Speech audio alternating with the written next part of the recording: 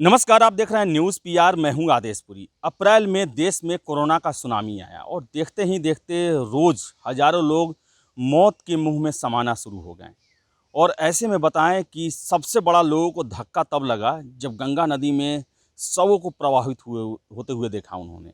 आपको बताएं कि कानपुर, उन्नाव, फिर से प्रयागराज, चंदौली, गाजीपुर, बक्सर, इन सभी जगहों पर सैकड़ों की संख्या में लाशों को प्रवाहित होते हुए लोगों ने देखा और एक अलग अलग तरह की अफवाहें फैलने लगी कि इतने ज़्यादा मौत हो रही हैं कि सरकार इनको अंतिम संस्कार इनका करने में असक्षम है और लाशों को गंगा जी में फेंक दिया जा रहा है।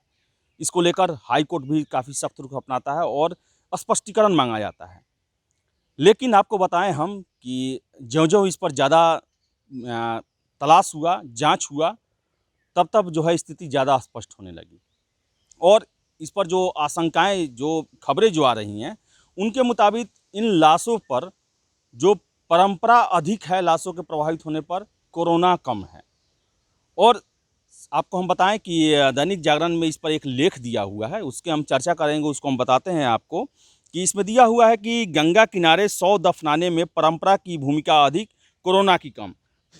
तो आपको हम बता दें कि उत्तर प्रदेश में के उन्नाव में गांव है रौतापुर, जहां सफाई करने वाले पृथ्वीपाल ने दफनाए गए शव, जो कि इतने पुराने हो चुके हैं कि उन पर पहले से मिट्टी आई है और फिर घास भी उगाई है, को दिखाते हुए कहा कि पीढ़ी दर पीढ़ी लोग यहां शव दफन करते आ रहे हैं। दफनाने का खर्च 300 से 500 रुपये आता है और जलाने में 2 से 2,500। इस कारण भी शव दफनाए जाते हैं। इससे पता चलता है कि गंगा किनारे शव दफनाने की परंपरा अधिक महत्वपूर्ण रही है, कोरोना की कम भूमिका है। गंगा किनारे दफनाए गए शवों को लेकर कुछ दिनों से बहुत हंगामा मचा हुआ है। बार बार बात कही गई कि कोरोना से गंगा पट्टी के किनारे इतनी बड़ी संख्या में मौतें हुई कि अंतिम संस्कार के लिए लकड़ियाँ कम पड़ गई, लिहाजा शवों को या तो गंगा में फेंकना पड़ा या दफनाना पड़ा। संत समाज ने विरोध किया और कुछ लोग कोर्ट भी पहुंचे। दैनिक जागरण ने सत्य का पता लगाने के लिए उन क्षेत्रों की पड़ताल करने का फैसला किया जहां ये शव अधिक संख्या में मिले थे। दैनिक जागरण कानपुर के संपादकीय प्रभारी जितेंद्र शुक्ला के साथ शिवा अवस्थी, कमोद पांडे और फोटो जर्नलिस्ट संजय यादव कानपुर और उन्नाव के किनारे, गंगा किनारे लगभग 1 दर्जन से अधिक गाँवों में पहुँचे।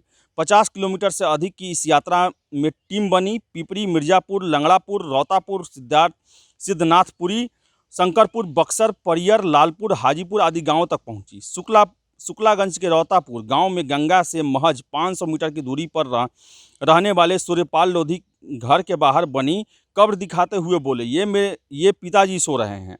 कुछ फलांग की दूर खेत की तरफ इशारा करते हुए, ऊ देखो चाचा सो रहे हैं। सार यह है कि जिनके खेत नहीं है वो घर के बाहर या तो गंगा किनारे शव दफनाते हैं। लाला राम ने बताया कि गंगा में अगर इस बार 100 अधिक दिख रहा तो कारण यह है कि पिछले साल उसमें बाढ़ नहीं आई थी। घाट किनारे मछली पकड़ रहे फतेहपुर के सोनू बोले, लोग झूठ बोलते हैं।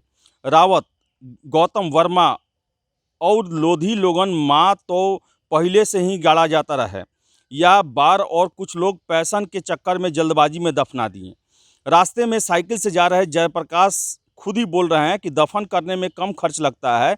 सड़क किनारे ही अपनी दुकान के बाहर खड़े लंगड़ापुर के संतोष बताते हैं कि पिपरी और बनी में 100 से अधिक लोगों की मौत हुई, लेकिन जब हम वहां पहुंचे तो पिपरी के पूर्व प्रधान शिवनारायण मिश्र ने पहली ही लाइन में इसे सिरे से नकार दिया। बोले केवल 8 से 10 निधन हुआ। उन्होंने गिनाया कि पूर्व प्रधान बालकिशन शर्मा, गुड्डू धोबी, शिव कुमार और मिथिला मिश्र की कोरोना से मौत की पुष्टि हुई। वही मौजूद नवनिर्वाचित प्रधान राजा राम बीच में ही बोल पड़े, 100 लोगों की मौत हुई। हाँ, बीमारी से लोग मरे थे। जांच टीम आई थी तो 6-7 कोरोना वाले मिले थे। डीएम बोले गलत जानकारी दी जा रही है।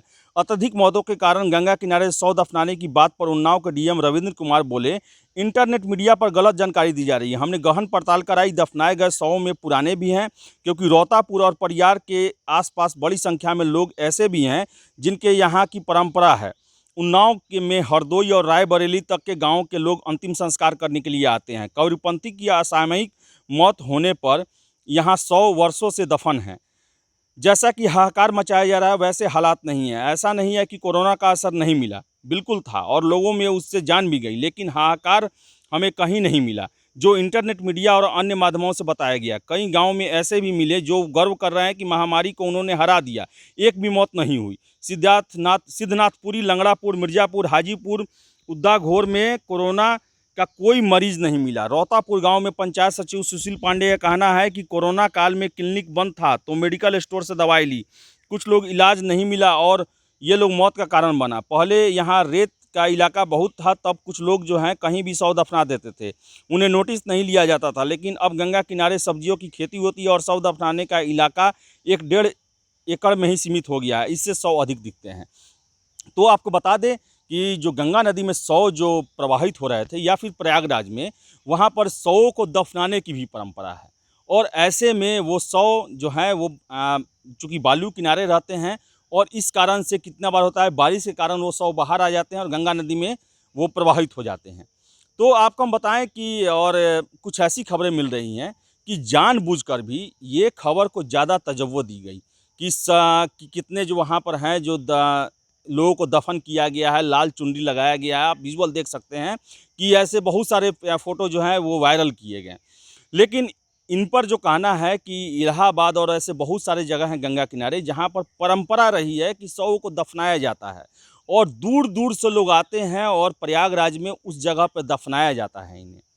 तो ऐसे में जो महामारी था उसको लेकर एक नैरेटिव बनाने की कोशिश की गई कि यूपी में सरकार असमर्थ है, बहुत ज़्यादा मौतें हो रही हैं। जबकि आपको बता दें हम कि देश में उत्तर प्रदेश कोरोना संक्रमण की दर में 6ठे स्थान पर आता था। यूपी से दोगुना से ज़्यादा मौतें महाराष्ट्र में हो रही हैं, वहाँ पर ऐसा मामला नहीं आया। इससे ज़्यादा मौतें जो हैं वो केरल में हो रही हैं, फिर से आपको तमिलनाडु में हो रही है, दिल्ली में हो रही है, लेकिन बावजूद उत्तर प्रदेश का नाम दिया गया। इसके पीछे कारण जो हैं जो बताए जा रहे हैं कि सरकार के खिलाफ एक तरह से मुहिम तैयार की जा रही है, जिसमें साबित करने की कोशिश की जा रही है कि उत्तर प्रदेश सरकार जो है पूरी तरह विफल रही है कोरोना मैनेजमेंट में, और यही कारण है कि लोग ज़्यादा मर रहे हैं और लकड़ियाँ कम पड़ गई और उनको गंगा जी में फेंक दिया गया। जबकि आपको बताएं हम कि सांस्कृतिक क्षेत्र है उत्तर प्रदेश और गंगा के किनारे, जहाँ पर लोग परंपरा और सभ्यता संस्कृति से जुड़े हुए हैं। कितने लोग जो हैं वो अपने आप को अंतिम जो अपनी मुखाग्नि जो है वो बनारस में अपने जो उनके जो वंशज हैं उनको कहते हैं कि मेरी मुखाग्नि जो है अंतिम संस्कार बनारस में करना। इस कारण से बनारस में किया जाता है। कितने ऐसे लोग हैं शैव जो मतावलंबी हैं वो लोग उनमें दफनाने की परंपरा है और वो लोग जो है प्रयागराज हुए चाहे गंगा किनारे हुए उनको दफनाया जाता है। और ऐसे 100 जो है पहले भी निकलते थे, लेकिन कोरोना के समय में इनको ज़्यादा हाईलाइट किया गया। जैसा कि प्रशासनिक अधिकारी भी कह रहे हैं कि ऐसी बातें नहीं है कि कोरोना से ये लोग मौत हुए हैं, ये लोग का मौत जो है वो स्वाभाविक है, जो कि प्राकृतिक मौत है। और दफनाने की परंपरा जो है हज़ारों सालों से चल रही है, लेकिन इसको ज़्यादा इंटरनेट मीडिया के माध्यम से इसको प्रसारित किया गया और उत्तर प्रदेश सरकार को बदनाम करने की कोशिश की गई। तो दैनिक जागरण का ये पड़ताल था जिसने ये कहा है कि कोरोना से कम हुआ है, मौत हुआ है कोरोना से, लेकिन ज़्यादा जो है वो परंपरा की इसमें भूमिका है, जिसके कारण वो 100 गंगा जी में प्रवाहित हो रहे थे, न कि कोरोना से मरे हुए लोगों का के साथ ऐसा व्यवहार किया गया था। तो अब देखने की बात है, इस पर जाँच शुरू है। अभी दैनिक जागरण ने किया है, बाद में हो सकता है सरकार इस पर विस्तृत जांच करे और भी रिपोर्ट आएंगी और बताने की कोशिश की जाएगी कि ये जो लाश प्रवाहित हुआ उसका असली वजह क्या था। लेकिन कुछ लोग ऐसे हैं, कुछ मीडियाकर्मी ऐसे हैं जो कि इस महामारी में भी अपने हित को पूर्ति कर रहे थे और अपने स्वार्थ की पूर्ति के लिए वो ऐसे नाजायज़ कदम उठाएं जो कि नहीं उनको उठाने चाहिए थे। लोगों में पैनिक का माहौल बनाया, लोगों में डर बनाया, हाहाकार मचाया लोगों में, और इन सभी का परिणाम पड़ा कि अप्रैल और मई के शुरुआती दिनों में जो अफरा तफरी पूरे देश में मची रही, मौत के इन रेशियो को, इन 100 को देखकर लोग ऑक्सीजन के जो सिलेंडर हैं उनको कई गुना अधिक मूल्य देने के लिए तैयार रहें। कितने लोगों को प्रेरित किया कि वो उनका कालाबाजारी करें। रेमडेसिविर का दलाली शुरू हो गया, बेड का दलाली शुरू हो गया, एम्बुलेंस का दलाली शुरू हो गया। तो ये कैटलिस्ट की भूमिका निभाए हैं और ऐसे लोग जो हैं वो इस आफत में, महामारी में, लोगों की मौत में भी अपने हित की पूर्ति में लगे हुए हैं।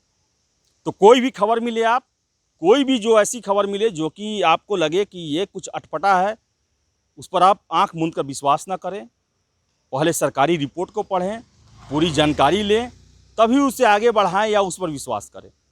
क्योंकि बहुत सारे देश विरोधी लोग जो हैं वो लगे हुए हैं देश में सरकार को बदनाम करने के लिए, मानवता को ताक पर लगाए हुए हैं, केवल सिर्फ और सिर्फ अपने हित की पूर्ति के लिए। तो जागरूक रहें। और इंटरनेट का ज़माना है, सूचनाओं का ज़माना है। हर एक सूचना को आप बारीकी से देखें, पढ़ें, समझें, तभी यकीन करें और उसे आगे बढ़ाएं। तो फिलहाल इतना ही। वीडियो पसंद आए लाइक शेयर करें, हमारे चैनल न्यूज़ पेपर को सब्सक्राइब जरूर कर लें। धन्यवाद।